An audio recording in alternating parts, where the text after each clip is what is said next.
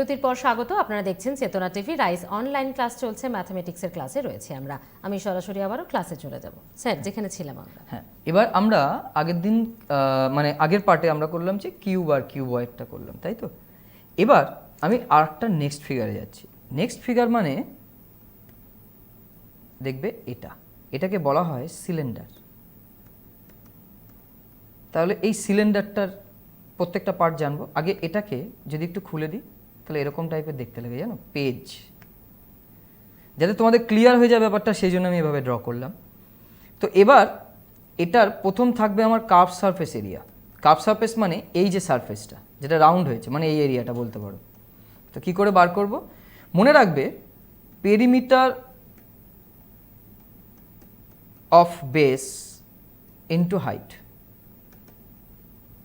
এই যে পেরিমিটারটা আছে না, এটা যতটা হাইট পর্যন্ত আছে সেটাই হচ্ছে কার্ভ সারফেস এরিয়া।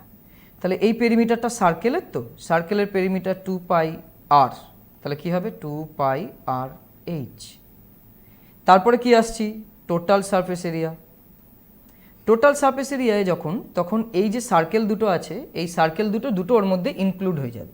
তার মানে তখন কি দাঁড়াবে, curve surface area plus 2 into area of base, তার মানে 2πr/h। এবার এক একটা সার্কেল আছে, তার মানে সেগুলো πr², তাহলে প্লাস 2πr²। নেক্সট হচ্ছে ভলিউম। ভলিউম আগে যা বলেছি তাই লিখব, area of the base into height. তাহলে বলো এর এরিয়া বেস কি, πr², তো তাহলে πr²h। এবার কথাটা হচ্ছে গিয়ে, স্যার এই যে পয়েন্টগুলো লিখেছে, এই পয়েন্টগুলো কি কাজে লাগবে? যে আমি একটা ল্যাঙ্গুয়েজে লিখেছি, আমরা তো ফর্মুলা মুখস্থ করলেই হয়। আসলে এই যে তিনটে form, curve surface area, total surface area, volume, এই তিনটে প্রিজমের ফর্মুলা। মানে আমরা সিলিন্ডারের সাথে প্রিজমটাও পড়ছি। আমি দেখাচ্ছি প্রিজম, এই সিলিন্ডার, কিন্তু করছি প্রিজম। কি করে? যদি এই সার্কেল বেসটাকে খুলে দিই, দিয়ে একটা ওখানে আমি ট্রায়াঙ্গেল ধরো ফিট করে দিলাম, একটা ইকুইল্যাটারাল ট্রায়াঙ্গেল, তাহলে ফিগারটা এরকম দেখতে হয়। তাহলে এটা তো একটা প্রিজম, কিন্তু ফর্মুলা এই তিনটেই, যা আমি বলেছি তাই। ঠিক আছে? এবার এই তিনটে তোমাকে এটা পড়তে হবে এইভাবেই, যাতে সিলিন্ডারের সঙ্গে তোমার প্রিজমটা হয়ে যায়। ঠিক আছে, চলো সিলিন্ডারের কোশ্চেন করি। এবার এই ফর্ম জানা হলো, এবার সিলিন্ডারের কোশ্চেন বলছে capacity, if the capacity of a cylindrical tank is 1848, তার মানে ভলিউম। ভলিউম কত? 1848 metre cube. And the diameter of the base 14 metre, তার মানে এই যে ফিগারটা, তার এই পুরোটা দিয়ে দেওয়া আছে, দিয়েছে 14 metre. Then find the depth of the tank, মানে এর হাইটটা বার করতে বলছে। তাহলে পরিষ্কার কথা আমি কি বলেছিলাম, যে সবসময় মনে রাখবে তোমাকে কি গিভেন দিয়েছে আর কি ক্যালকুলেট করতে বলছে। হাইট বলছে, ভলিউমের ফর্মুলা πr²h পড়েছি আমি, ইকুয়াল টু 1848। পাই মানে 22/7, r², এবার ডায়ামিটার দেওয়া ছিল, তাহলে আরটা কী হবে 7, তাহলে 7 into 7 into height equal to 1848। তাহলে এখান থেকে ডেপথটা মানে হাইটটা পেয়ে যাব 1848 ইন্টু 7 বাই 22 ইন্টু 7 ইন্টু 7। এবার এটা ক্যান্সেল করো আর ক্যালকুলেট করো কত বেরোবে। দেখো আমি 2 দিয়ে এটা 11, আর ধরো 2 দিয়ে ক্যান্সেল করলে এটা 924, 11 দিয়েও ক্যান্সেল হয়ে যাবে, 11 7 8 আর 4 84, 7 দিয়ে এটা ক্যান্সেল করো 12, তাহলে দাঁড়াচ্ছে 12 মিটার। দেখো ঠিক আছে। আচ্ছা, এরপরে আর একটা এরকম টাইপের করি টোটাল সারফেস এরিয়ার জন্য। ঠিক আছে, তাহলে একই রকম থাকবে। দেখো বলছে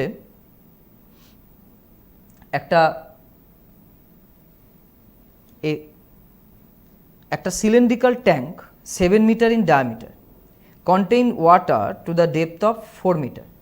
What is the total area of, মানে টোটাল সারফেস এরিয়া? তো এবার যখন টোটাল সারফেস এরিয়া চাইছে, সিলিন্ড্রিক্যাল ট্যাঙ্কের ডায়ামিটার কি আছে এটা ডায়ামিটার, এটা 7 বলেছে, তার মানে রেডিয়াস কি দাঁড়াবে 7/2। ডেপথ কত আছে 4। তাহলে আমাকে যদি টোটাল সারফেস এরিয়া চাই, তাহলে টোটাল সারফেস এরিয়ার ফর্মুলা কি 2πRH প্লাস 2πr², বা যদি 2πrটাকে কমন নিয়ে নাও তাহলে h প্লাস r। এবার 2 × 22/7, রেডিয়াসটা 7/2, হাইটটা 4 প্লাস 7/2, তাহলে 7 7 2 2 22, আর এদিকে ধরো মাল্টিপল হয়ে 15/2, কি পেলে 165 টোটাল সারফেস এরিয়া। মানে কি বার করতে দেবে সেটা ডিপেন্ড করবে কোশ্চেনের উপরে।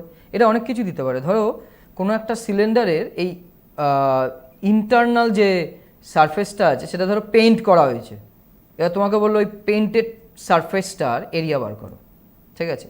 বা ধরো এর মধ্যে কোনো লিকুইড রাখা আছে, তাহলে বলছি ওই লিকুইডটা যে সারফেসের ওপর আছে যতটা সারফেস এরিয়া নিয়ে আছে সেই আর সারফেসটা বার করো। এবার সেটা ডিপেন্ড করবে টোটালি কোশ্চেনের উপরে, কিন্তু ফরম্যাটই একই, একটা দিয়েই যাবে, কারণ ফর্মুলা ছাড়া কিছু করার নেই এখানে। নেক্সট হচ্ছে গিয়ে আমরা আর একটা ফিগার করি, এটা কোণ, ঠিক আছে। এখানে দুটো হাইট আছে, একটা এইচ আর একটা হচ্ছে গিয়ে স্ল্যান্ট হাইট এল।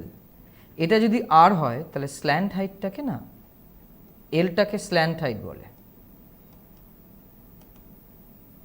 এটা ক্যালকুলেট করতে হতে পারে √h² প্লাস r²। মোটেও কিন্তু আমি বলিনি এটা, হ্যাঁ পিথাগোরাস বলে গেছিল যে এটা রেডিয়াস আর এটা হাইট হলে এটা তো 90 ডিগ্রি হয়, তাহলে এটা তোমার হাইপোটেনিউজ বার করবে, তার মানে h² প্লাস r²। তো এটা স্ল্যান্ট হাইট। তো এবার এরও কার্ভ সারফেস এরিয়ায় আসি, half into perimeter of base into slant height L.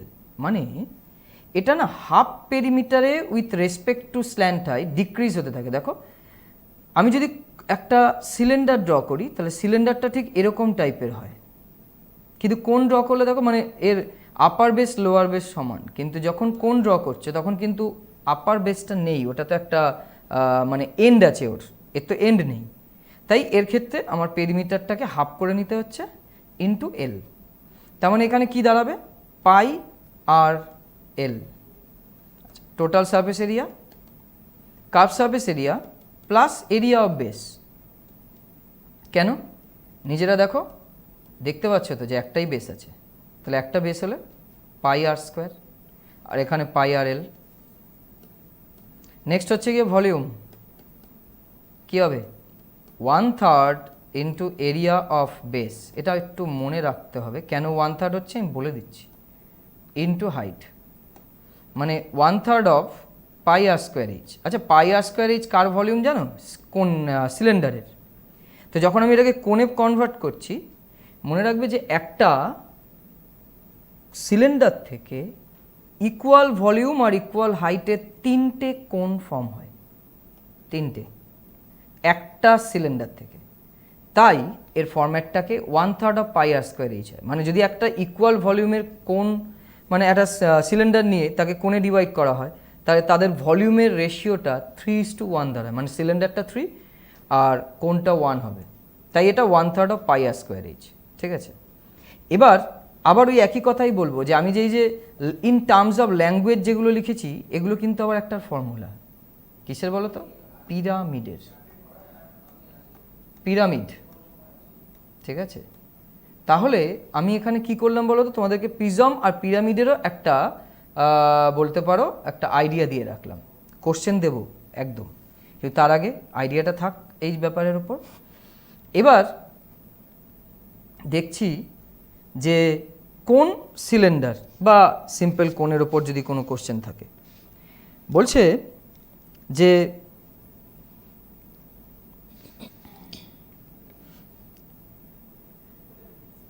the radii of two cylinders are in the ratio 2:3 and their curved surface area are in the ratio 5:3. What is the ratio of their volume? তাহলে আমি সিলিন্ডারের curve surface এরিয়ার volume পেয়েছি, curve surface এরিয়ার ratio পেয়েছি। Curve surface এরিয়ার formula কী ছিল 2πRh, তাই তো, কিন্তু এখানে যেহেতু দুটো সিলিন্ডার তাহলে দুটো ফর্ম নিতে হবে। 2 পাই আর R2 H2 ইকুয়াল টু 5/3। এবার এখানে বলেছে রেডিয়াইটা দিয়ে দেওয়া আছে, তাহলে এখানে generally 2 pi cancel, 2/3 into H1/H2 equal to 5/3। তাহলে H1/H2 এর ভ্যালু কী হবে? পেয়ে যাচ্ছি তোমার হচ্ছে গিয়ে 5/2। আমাকে যদি এবার ভলিউম মানে V1/V2 বার করতে বলে, তাহলে তার ফর্মুলা হচ্ছে পাই R1 স্কোয়ার H1 পাই R2 স্কোয়ার H2। এ দুটো ক্যান্সেল হলো, R1 R2 জানি 4/9 মানে 2 স্কোয়ার 3 স্কোয়ার, আর এটা 5/4 সরি 5/2। তাহলে 2 দিয়ে এটা ক্যান্সেল করে দাও, তাহলে 10:9 পেয়ে গেলাম। ঠিক আছে, আচ্ছা একটা সিলিন্ডার আর একটা কোন একসাথে আছে, বলছে যে the radii of base of cylinder and a cone are is 3:4 and their height are in the ratio 2:3, find the ratio of their volume. তাহলে সিলিন্ডারের, আচ্ছা সিলিন্ডারের রেডিয়াসটাকে আমি আর ধরলাম, এটা সিলিন্ডারের, আর কোণেরটাকে ছোটো আর, তাদের রেশিও 3/4, হাইটটাকে বলে দিয়েছে 2/3, বলছে ভলিউম। তাহলে এবার একটা জিনিস তোমরা আগের থেকেই জানো যে এখানে ভলিউমের ব্যাপারে V1/V2 যদি হয়, ভলিউম দুটো কিন্তু আলাদা, একটা পাই আর স্কোয়ার এইচ মানে সব ক্যাপিটাল হবে, আর একটা পাই আর স্কোয়ার এইচ। এবার পাইগুলো ক্যান্সেল হলো, আরটা আমি জানি 3 স্কোয়ার ইন্টু 2, 4 স্কোয়ার ইন্টু 3, তাহলে 9 ইন্টু 2 আর 16 ইন্টু 3, দেখো কি দাঁড়াচ্ছে 3:8। ঠিক আছে, দেখো বুঝতে পারলে কিনা ব্যাপারটা? ঠিক আছে, আমাদের এখানে কি দাঁড়ালো দেখে নাও একবার, রেডিয়াসটা 3, এই রেডিয়াসটা 4, তাহলে এখানে আর স্কোয়ার হয়েছে, এই আর স্কোয়ারের জায়গায় এই 3টা বসবে, তাহলে 3 স্কোয়ার, হাইটটা দেওয়া আছে 2। আবার পরেরটায় হচ্ছে গিয়ে রেডিয়াস আছে হচ্ছে গিয়ে 4, তাহলে 4 স্কোয়ার, হাইটটা দেওয়া আছে 3, তাহলে 3, তারপর ক্যান্সেল করো, অ্যান্সার পেয়ে যাবে। ঠিক আছে, 9:2, 16 × 3 দিয়ে ক্যান্সেল হলে এখানে দাঁড়াচ্ছে 3:8 ভলিউমের। আচ্ছা, আমরা এগুলো ছাড়াও মানে আমাদের এর মধ্যে ধরো একটা সিলিন্ডার বলা আছে, এটা এই দুটোরই মিক্স কিন্তু একটু আলাদা টাইপের কোশ্চেনটা। কি বলেছে দেখো তো, বলছে form A solid cylinder of height 4 centimetre, radius 3 cm, a conical cavity of height 4 cm and base radius 3 cm, মানে এটার মধ্যেই কোন, হ্যাঁ কেটে বাদ দিয়ে দিয়েছে, is hollowed out. What is the total surface area of the remaining solid? মানে আমি কি বলছি দেখো, একটা সিলিন্ডার আছে যার হাইটটা 4 and 3, তার মধ্যে থেকে এরকম হয়ে গেছে ফিগারটা, এই টাইপের দেখতে হয়ে গেছে। তো বলছে এর এবার টোটাল সারফেস এরিয়া ক্যালকুলেট করো। ঠিক আছে, তাহলে এর যদি আমার টোটাল সারফেস এরিয়া চাই, ভেবে দেখো তো কী আছে, এই বেসটা পড়ে আছে, কারণ নিচের বেসটা তো খেয়ে ফেলেছে, ক্যাভিটি বলেছে না, কোথায় থাকে, তাহলে এটা পাই আর স্কোয়ার হলো, এর কার্ভ সারফেসটা আছে 2 পাই আর এইচ হলো। কিন্তু যখন এটা ক্যালকুলেট করছি আমাকে যদি টোটাল সারফেস বলে তাহলে এটাও নিতে হবে। হ্যাঁ, এটা কি, এটা হচ্ছে এই হোলটা যেটা ফর্ম হয়েছে ওখানে, তাহলে এই হোলটাকেও তো সারফেস এরিয়ায় দিতে হবে, সেটা কত পাই আর এল, কারণ এটা কোণের কার্ভ সারফেস এরিয়া। তাহলে আমাকে যেটা করতে হবে, আমি জানি যদি এটার মধ্যে ওই কোণটা ফর্ম হয় তাহলে এটা 4 এটা 3, এইটা আমাকে বার করতে হবে, মানে এল বার করা তো আমি জানি √4² + 3²। ঠিক আছে, এবার এখানে সব ভ্যালুগুলো বসাও, পাই আর স্কোয়ার মানে হচ্ছে গিয়ে তোমার রেডিয়াস 3 স্কোয়ার, 2 পাই, আর মানে 3, এইচ মানে হাইট তুমি জানো 4, পাই রেডিয়াসটা 3 আছে, স্ল্যান্ট হাইটটা এখান থেকে বার করেছি, সেটা বেরোচ্ছে তোমার, সেটা বেরোচ্ছে দেখো 5। তাহলে এখানে 5 বসিয়ে দাও, আমি বার করে দিলাম, তোমরা করতে পারতে যদিও। তাহলে 9 পাই প্লাস 24 পাই প্লাস 15 পাই, তার মানে 48 পাই। কথাটা হচ্ছে গিয়ে আমি কিন্তু এখানে পাইকে ক্যান্সেল করিনি, তাহলে পাইকে ক্যান্সেল না করে কি করে সলভ হলো? কথাটা হচ্ছে গিয়ে পাইয়ের ভ্যালু যদি গিভেন থাকতো তাহলে ক্যান্সেল হবে, না হলে অপশানে ইন টার্মস অফই পাই থাকবে। যদি ইন টার্মস অফ পাই নাই থাকে তাহলে 22/7 এখানে মাল্টিপল করে নেবে এই পাইয়ের জায়গায়। এটা করে দেবো না, কেন কি এই কোশ্চেনটা পরীক্ষায় এসছিল এবং অ্যান্সারটা ইন টার্মস অফ পাই ছিল, কিন্তু ধরো কোনো কোশ্চেন পরীক্ষার সময় ঘুরিয়ে একটুখানি পাইয়ের ভ্যালুটা দিয়েই দিল, তাহলে পাইয়ের ভ্যালুটা বসাতে হবে, সেটা ডিপেন্ড করবে পাইয়ের ওপরে।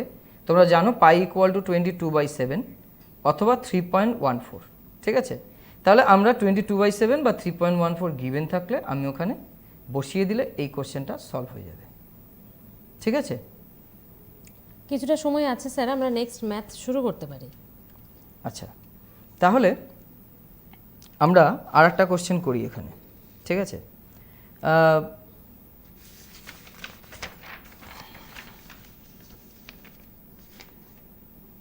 বলছে একটা কোণের ডায়ামিটার দিয়ে দেওয়া আছে, দেখো the diameter of the base of a right circular cone is 7, slant height is 10, then what is the lateral surface area? ল্যাঙ্গুয়েজটা প্রথম, তাই তো? আসল কথা এই যে সারফেসটা আছে এই সারফেসটাকে বলা হয় ল্যাটারাল বা স্ল্যান্ট সারফেস এরিয়া। তাহলে আমি যে কোনো একটা কিছুই এখান থেকে এক্সামে আসতে পারে। ডায়ামিটারটা 7 দেওয়া আছে, তার মানে 7/2 হচ্ছে রেডিয়াস, আর হাইটটা দিয়ে দিয়েছে 10।